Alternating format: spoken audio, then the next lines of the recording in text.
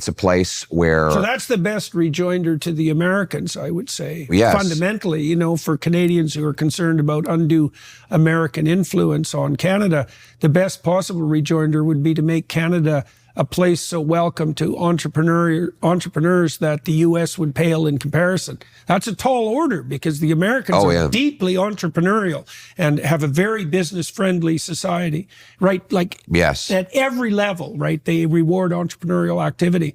Okay, so I want to see that we you know, for the first 14 years of this century, Canada had more American investment than America had Canadian investment. So in other words, we were winning the tug of war of capitalism with the greatest capitalist economy the world has ever seen. And then from 2015 to present, there's been a net outflow of $500 billion measured in USD from Canada to the US. It's astonishing. Since when? In the last 10 years. $500 billion. $500 billion, and that's in American dollars. So that's 700-ish billion in Canadian. Which is the equivalent of about a quarter of our economy has just left. Right, it's Canadian investment. I mean, the government admits it. The pension funds are now investing in the States. Canadian pension funds, Canadian RRSPs, they're all invested because that's where you get the best return right now. I want to bring that back. Right, so that's like $40,000 per Canadian, something like that. That's right. So why don't we can bring that back? $20,000 per Canadian, $80,000 per family. But let's bring it back. Let's bring it back. Let's make this the best place to get a return on your investment. Let's make this the best place in the world to do business, to bring hundreds of billions of dollars of investment, to dig mines, build pipelines, business centers, new tech companies, drill, high-tech enterprises that you not only invent here, but you actually keep here because it's not just a great place to lose money, but a great place to make money. That is the bright, optimistic future I see. I'm looking at models for this. You look at Ireland. Ireland, my grandfather came from Ireland, about half a century ago because Ireland was too poor. Well, now Ireland's per capita GDP is twice Canada's. They're now $100,000 per capita GDP. In Canada, it's $50,000.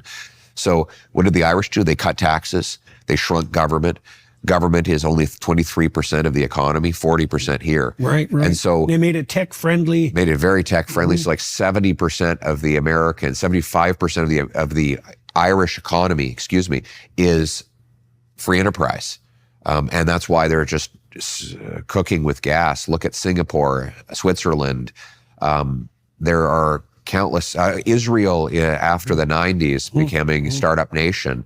The recipe book is already written. We know what to do. Unleash free enterprise, remove the constraints, cut taxes, and allow people to prosper. Yeah, well, I've heard great things about the tech graduates from the University of Waterloo. They're phenomenal. People the people I know in Silicon Valley. Yeah. They're our biggest export right now. Yeah, well, they feel that they're the equivalent, at least, of the graduates of the Indian Institute of Technology. And I mean, the Indians have had a massive influence in Silicon Valley. And so Canadians, well, that's only one place where Canadians are not making nearly the use of their resources that they could.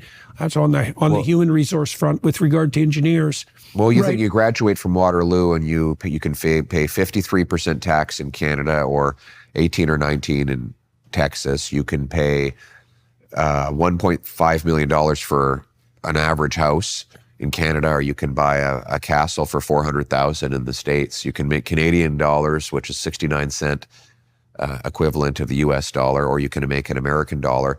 It's unfortunately, the pull is very hard, but why don't we get us pulling in the other direction? Why don't we make this the most attractive place for these brilliant minds to come out of these schools and build it here and keep it here?